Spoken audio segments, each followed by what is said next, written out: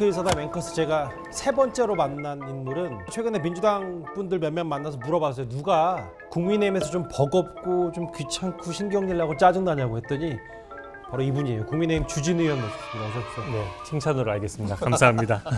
아 진짜 껄끄러하세요 민주당 분들이. 왜 그렇다고 보세요? 기존에 민주당하고 저희 국민의힘에서 대응 속도에 있어서 국민의힘이 늦지 않느냐 이런 지적이 좀 있어 왔거든요. 국민의힘은 예전부터 한 반템포 한 템포씩 늦었던 것 같아요. 그래서 제가 네거티브 대응하던 때 그 노하우를 살려가지고 계속 모니터링을 하고 있습니다. 그래서 민주당 의원들이나 민주당에서 이상한 액션을 할 때마다 바로 뭐 1시간 내에 뭔가 대응을 하다 보니까 귀찮아하지 않을까요? 제가 대선 때 딱 하나 느꼈습니다. 논리적이거나 법률적인 거나 이런 것들은 국민의힘 의견이 맞을 때가 많은데 너무 여론이 형성되고 나서 뒤늦게 해명을 하다 보니까 이게 좀 여론전에서 밀린다는 생각이 들었고 또 국민들이 한번 오해가 쌓이고 나면 불식시키기 어렵거든요. 저는 내용도 내용이지만 속도에 좀 신경을 쓰는 편입니다.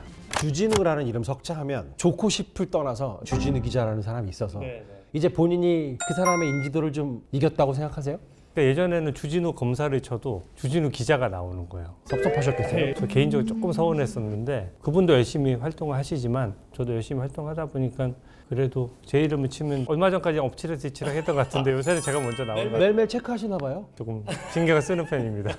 그 예상 잘하시니까 탄핵 기가 나올 것 같아요? 저는 사실은 탄핵 인용 가능성을 처음에 높게 봤어요. 왜냐하면 이제 헌법재판소 구성이나 재판을 진행하는 데 있어서 박근혜 전 대통령만 해도 17번 했는데 11번에 했잖아요. 진짜 답을 정해놓고 재판은 형식만 하는 게 보여지더라고요. 반대 신문권도 45분만 보장한다는 게 말이 안 되거든요. 이재명 대표 같은 경우에는 성남시 공무원을 불러서 이틀에 걸쳐서 신문한 사람도 있어요. 대통령 탄핵 재판은 더 중요한 재판인데 핵심 증인들을 불러놓고 대통령 변호인단한테 45분만 물어보세요 해서 초식에 갖다 놓고 물어보라고 하는 게 후진국의 재판에서도 초식에 갖다 놓는 재판은 없습니다. 제가 단언컨대 본 적이 없어요. 답을 정해놓고 하다 보니까 이게 이 여론의 흐름을 타고 탄핵 인용 쪽으로 재판관들이 다 마음을 먹어버렸구나 이렇게 생각했었는데 갑자기 멈춘 겁니다. 지금 전략을 짠다면 국민의힘에 뭐가 좀 필요하다고 보여요? 굉장히 불리한 상황이죠. 그런 상황인데 불리한 싸움에서도 큰 전투나 이런 것들에 대해서 한 번씩 이기면 이제 반전의 기회가 있고요. 싸움이 유리해지면 방심하는 경향이 있더라고요. 대선에서도 사실 저희가 불리한 타이밍이 되게 많았거든요. 그때마다 굉장히 좀 오버해서 민주당에서 무리하는 바람에 오히려 저희한테 반전의 계기를 준 적이 많아요. 이번에도 사실은 비상계엄 사태에 대해서 국민들께서 많이 불편해하셨고 그 이슈가 당연히 국민의힘에 유리할 수가 없는 이슈거든요. 반전이라면 반전인 것이 한덕수 총리에 대해서 탄핵 소추를 했던 부분이 제일 컸어요. 그 전까지는 이게 저도 막 법률적인 것도 다투고 민주당이랑도 싸워 나가지만 이렇게 계속 가서 무슨 승산이 있을까 하는 생각을 저도 하면서 좀 외롭다는 생각을 했었는데 한덕수 총리 탄핵하는 거 보고 이렇게 되면은 여론이 반전될 거라는 생각을 했고 헌법재판소의 헌법재판관들이 지금 5대3 구도라는 얘기가 막 나오잖아요. 그분들도 대한민국 국민이기 때문에 여론도 살피고 그런 거에 대한 영향도 받거든요. 마침 트럼프 체제가 들어온 가장 중요한 시점에 가장 열심히 일해야 되는 타이밍이고 그게 국익에 너무너무 중요한 시기인데 탄핵을 그냥 마음대로 팍 해버렸잖아요. 그게 저는 반전의 계기가 됐다라고 생각이 들고 연쇄 탄핵 얘기를 했을 때도 사실 이 연쇄 탄핵도 똑같이 엄청나게 무리하는 장면이고요. 이 장면을 슬기롭게 극복만 할 수 있으면 이 불리한 정치 상황도 우리가 이겨나갈 수 있다. 비상계엄 직전 상황도 직전 상황이지만 그 직후의 상황들이 정권 다 잡은 듯이 하다 보니까 오히려 국민들의 반감을 살 수 있고 우리나라 국민성이 오만한 걸 제일 싫어합니다. 그래서 저는 민주당이 저렇게 폭주해 줄수록 대통령 탄핵이 기각될 확률은 점점점 높아진다. 본인도 친윤이라고 생각해요? 친윤 친한 논쟁 전에 많이 물어보셨는데 저는 그때도 그런 얘기 했어요. 우리 국민의힘이 그렇게 여유 부릴 때냐 싶은 생각이 저는 들어요. 저희가 지금 108석밖에 되지 않고 또 그 108석은 법률안 거부권을 통해서 이상한 법안들을 막아내는 위헌적인 법률안을 막아내고 그리고 겨우 대통령 탄핵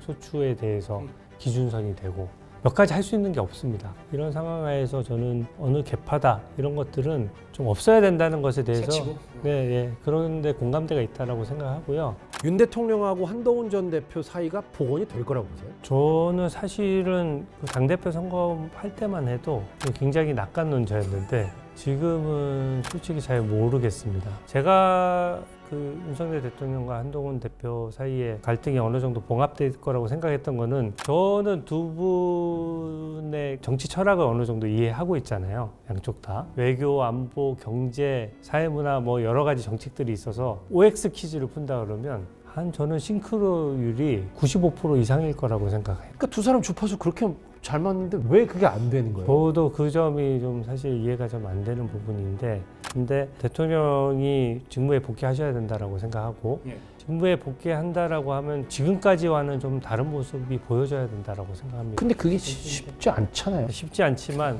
절박하면 할 수 있죠. 그리고 그렇게 하지 않았을 때 가뜩이나 복귀에 대해서 염려하시는 국민들도 있으신데, 복귀를 해서 업무를 이어가야 되잖아요. 그러려면 결국은 최소한의 국정 동력이 확보돼야 되고, 그러기 위해서는 한동훈 대표뿐만이 아닙니다. 이재명 대표조차도 지금까지와는 좀 다른 자세로 여야 정치인들도 충분히 만나고 필요한 부분에 있어서 또 양보할 건 양보해 가면서 끌고 가지 않으면은 국정 동력을 찾기 어려울 것이라는 생각을 하거든요. 예전에 주 의원께서 계엄 직후인가요? 용산도 가셨었잖아요. 관저에 이제 한동훈 대표랑 갔던 것은 그 당시가 비상계엄 있고 나서 첫 번째 탄핵소추를 시도하려고 하던 때예요. 그래서 저는 당 대표와 대통령 꼭 만나서 대화하는 게 필요하다라고 봤고, 그래서 이제 관저에 같이 가서 이제 만났는데, 대통령, 한동훈 대표, 저 비서실장 이렇게 4명 자리를 만들어 놨더라고요. 잠깐 아이스 브레이킹 대화를 조금 잠시 한 다음에 제가 그냥 두 분이 말씀 나누게 비서실장과 저는 좀 나가 있는 게 어떻겠습니까? 라고 했을 때 이제 두 분 다 그냥 그렇게 생각하셔가지고 저랑 비서실장은 나왔어요. 그래서 두 분이 충분한 대화를 나눴고, 충분한 대화를 나눴는데 잘 안 된 거잖아요, 사실 이게. 사실 저는 절반의 성공이라고 사실 생각했어요. 그러니까 본인 생각하는 인간 윤석열과 인간 한동훈의 각각 장점은 뭐예요? 윤석열 검사하고는 같이 근무를 해봤습니다. 윤석열 검사 시절은 지금도 그렇지만 사심이 없다는 것은 저는 확실하다고 생각합니다. 정치 권력에 조금 영합할 수 있는 사건들이 얼마나 많았겠어요. 근데 한 번도 그런 게 없었고, 제가 뭐해서 좀 대통령이 진정성을 받냐면은 당시에 이제 박근혜 정부 때 댓글 사건 수사를 대통령이 했잖아요. 그 당시에 저는 박근혜 정부 청와대에서 선임행정관으로 근무를 하고 있었습니다. 그 선임행정관이면 대충 알잖아요. 박근혜 대통령이 대통령으로 실컷 당선이 됐는데 왜 대통령 당선에 대한 정당성을 흔들어? 라고 생각을 해서, 그러다 보니까 박근혜 대통령이 되게 싫어했어요. 당시는 윤석열 대통령이 좌파로 분류돼 있어서 사실 좀 약간 자천성 인사도 받고, 그래서 굉장히 힘들게 대구와 대전국은 왔다 갔다 하던 때예요. 근데 제가 사석에서 만나가지고 그때 민주당에서 그 출마 제의를 받았다라고 하더라고요. 민주당에서 출마 제의를 받았다는 거는 이제 박근혜 정부에 대해서 상징적으로 싸운 사람으로 보고, 저는 윤석열 당시 검사한테 직접 들었습니다. 아, 그래요? 그런 제안을 받았다라고 말씀을 하셔가지고, 박근혜 정부 선임행정관이지만 개인적으로는 윤석열 대통령과 가깝잖아요. 국회로 가라고 제가 푸시를 했어요.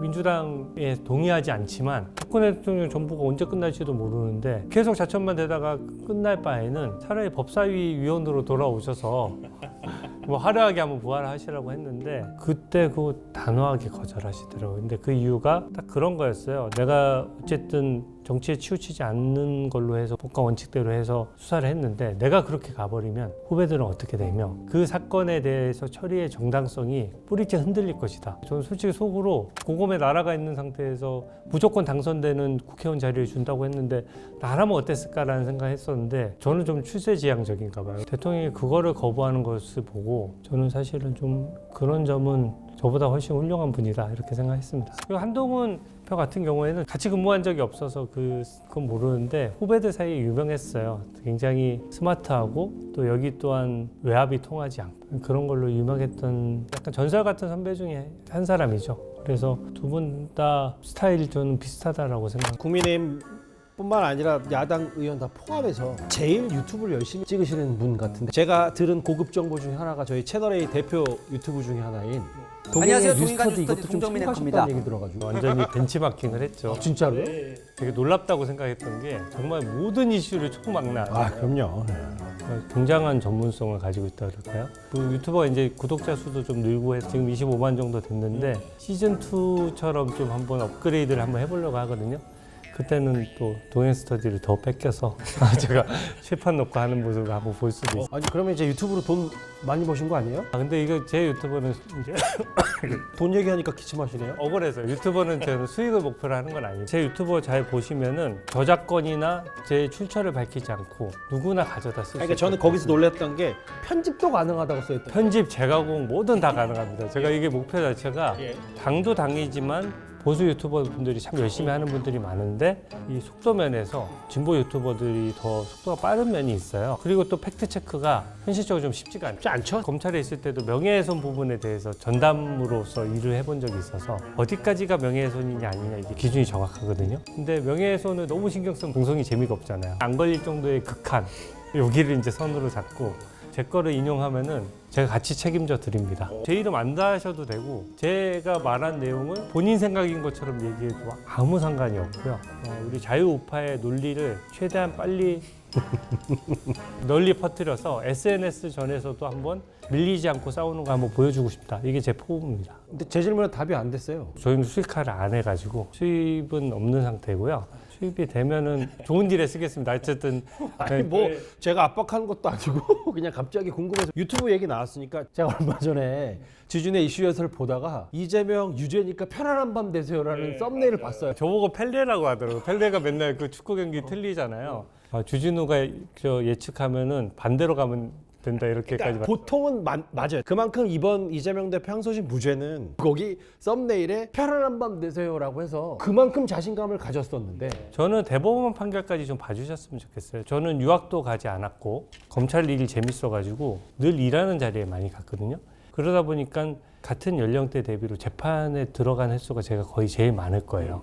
법조계에 있을 때도 법조 기자들이 뭘 좀 예측해달라고 하면 늘 예측해서 많이 맞춰왔거든요. 그때부터 촉이 좋았군요. 제 동영상이 이제 100 몇십 개가 됐는데 예측해서 맞춘 게 타율로 보면 엄청나게 높습니다. 요번에 이제 민주당 양문석 의원이나 이상식 의원이 당선 무효형 선고되는 부분도 완전히 정확하게 맞췄고요. 구속 취소가 돼서 석방될 부분도 사실은 제가 제일 가능성을 먼저 제기를 했었고 계속 맞춰왔던 건데 제가 크게 틀린 게 두 가지예요.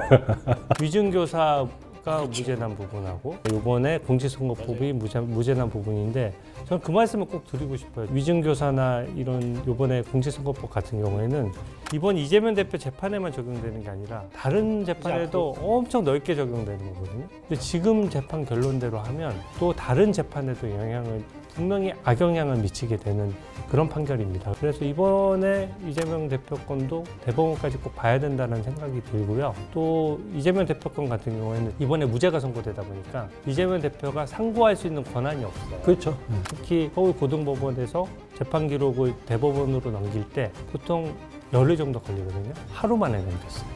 그 얘기는 대법원도 이런 쟁점을 알고 있기 때문에 어느 쪽으로 결론이 나든 이 들쭉날쭉한 판결을 대법원에 정리해 주겠다는 그 생각은 확고한 것 같아요. 저는 그래서 대법원 판결은 최대 3개월이지만 2개월 내에도 결론 날 수 있다. 그 부분은 좀 자신 있게 말씀드릴 수가 있습니다. 그러면 주 의원님 통해서 사실은 파기자판이라는 얘기 처음 들었는데 몇 % 된다고 보세요? 파기자판은 사실상 확률이 엄청 낮다는 거 저도 잘 알고 있어요. 이게 왜 제가 파기자판을 얘기하냐면요. 대법원이 예전에는 파기자판을 꽤 해왔어요. 대법원에 사건이 엄청나게 많은 거예요. 수만 건이 쌓여 있는데 대법원이 바빠서 사실 파기자판을 못했단 말씀이시죠? 사건이 너무 많으니까요. 공직선거법은 법에 딱 정해져 있어요. 모든 사건에 우선해서 판단하라. 그러니까 대법원 사건 중에 1번 사건이 되는 거거든요. 전국에 있는 모든 사건 중에 지난 대선 때 기소됐던 공직선거법 위반 사건 중에 몇 건 남아 있을 것 같으세요? 이재명 대표 사건 딱 한 건 남은 겁니다. 1심에서 6개월 만에 끝내야 됐고 2년 2개월이나 끌다 보니 그걸 너무 대법원이 방치한 거거든요. 그래서 그 원죄가 있기 때문에 이 부분에 대해서는 법률상 가능하면 할 수 있다라는 점을 좀 말씀드리고 싶고요. 파기자판이 안 되면 파기환송이라도 파기자판에 준하듯이 좀 신속히 하라는 다시 돌려보내라. 포함이 돼 있는 것이고요. 어쨌든 신속히 하는 것은 법에 정해져 있는 거니까. 빨리 결론을 내는 게 정의에 부합하니까 그 얘기를 하시는 거예요. 국론 분열도 막을 수 있는 거. 저는 이번 대법원 판결은 만약에 어떤 결론을 낸다고 하더라도 저는 제 개인적으로는 승복을 할 생각입니다. 아까 뭐 김어준 씨, 이재명 대표 고발하겠다고 하고 이제 내란의 우두머리가 이재명 대표라고 하는데 법적으로도 진짜 그렇게 해석될 수 있어요? 내란죄 성립은 사실 굉장히 엄격한 겁니다. 저도 법조인으로서 모르진 않고요. 민주당의 가장 큰 문제점이 예전 문재인 정부 때도 지적을 많이 받았지만 내로남불이 너무 심해요. 저는 그 부분 때문에 민주당이 열심히 하는 것만큼 국민의 지지를 못 받는다고 생각하는 것이 이번 것도 비상계엄하고 마치 거울치료처럼 뒤집어 볼 수가 있는 거거든요. 비상계엄도 대통령의 권한입니다. 하지만 그 비상계엄이 뭔가 그 요건을 갖추지 못했다는 이유로 탄핵 재판도 열리고 있고 내란죄 재판도 열리고 있는 거잖아요. 탄핵 소추도 마찬가지예요. 국회의원의 권한이지만 무한정인 게 아닙니다. 국익에 반하고 국민들이 대다수가 불편하면 그것도 문제가 되는 거거든요. 비상계엄이 지금 문제 삼는 이유가 뭡니까? 행정 권력이 입법 권력을 통제하려고 했던 것에 대해서 왜 행정부가 입법부를 장악하려는 시도를 했어? 이게 핵심이거든요. 근데 반대로 연쇄 탄핵은 입법부가 행정부를 장악하겠다는 거예요. 그것도 한덕수 총리나 이런 분들이 복귀한 지 얼마 안 된 상황 하에서 분명히 헌법재판소에서 이건 탄핵 사유가 안 된다라고 명시적으로 판결을 했는데도 그 판결을 무시하고 한덕수 총리만 탄핵하겠다는 것도 아니고 국무위원 전체를 탄핵하면 진짜 말 그대로 손은 누가 키우냐는 거예요. 그냥 우리나라 지금 가뜩이나 먹고 살기 힘들고 외교 안보도 되게 힘든 상황인데 모든 영역의 국정 운영을 마비시키는 거거든요. 대통령은 대통령이라고 부르지조차 않잖아요. 내란 수계라고 부르지 않습니까? 뭐 호칭도 윤석열 뭐 이렇게 하더라고요. 너무 무례하고 무도한 모습이고 그런 논리대로라면 이재명 대표야말로 내란 수계다. 그런 논리가 성립할 수 있는 것이죠. 오늘 국회의사담 유튜브를 통해서 본인은 원래 검찰총장을 하고 싶어 하셨고 솔직히 정치 생각은 전혀 없었고 저는 검찰에서 사실 제 꿈은 검찰총장을 한번 해보는 그 꿈이었습니다. 마지막 질문. 이렇게 열심히 사시는 이유가 물론 이제 검찰총장은 이제 못 하시게 됐잖아요. 법무부 장관은 나중에 할 수 있다고 하더라도 네, 검찰총장 불가능하죠. 못 하시잖아요. 이렇게 열심히 사시는 이유의 최종 목표는 뭐예요? 근데 제가 너무 멋있는 말 대잔치가 되면 안 돼서 저도 그런 말 하지 마세요. 그런데 제가 변호사 할 때 꽤 수입도 괜찮고 변호사로서 소위 잘 나가는 변호사였어요. 변호사로서의 생활도 굉장히 만족했는데 저는 지난 문재인 정부가 한 번 더 연장이 되면 진짜 우리나라 망할 것 같다는 위기감을 느꼈어요. 이게 지금 우리 아들 세대에 이게 지속 가능하냐라는 고민도 있고 저는 그거를 좀 중단시키는 것이 저는 제 소명이라고 생각했고요. 윤석열 정부는 솔직히 말씀드려서 법안 하나 제대로 통과 못 시켜봤습니다. 이게 저는 이재명 대표 일극 체제와 직결된다라고 생각하고 법안 하나 예산 하나 제대로 한번 못 해본. 그러니까 기존에 잘못하던 것을 중단만 해봤지 어떤 자유우파의 정책을 펼쳐보지도 못한 상태에서 지금 또 이 상황의 국면에 도달한 것이거든요. 저는 현 시점에서 준비되지 않은 민주당 정권이 들어서는 것은 제가 꼭 막아야 된다라고 생각합니다. 그게 일단 1차적인 정치적 목표예요. 길어졌습니다. 아유, 여기까지만 할게요. 감사합니다. 네, 아유 고맙습니다. 다음 한 번 더 나올 수는 없겠죠. 두 번째 하면 잘할 것 같은데. 그때 이거 처음 해봐가지고.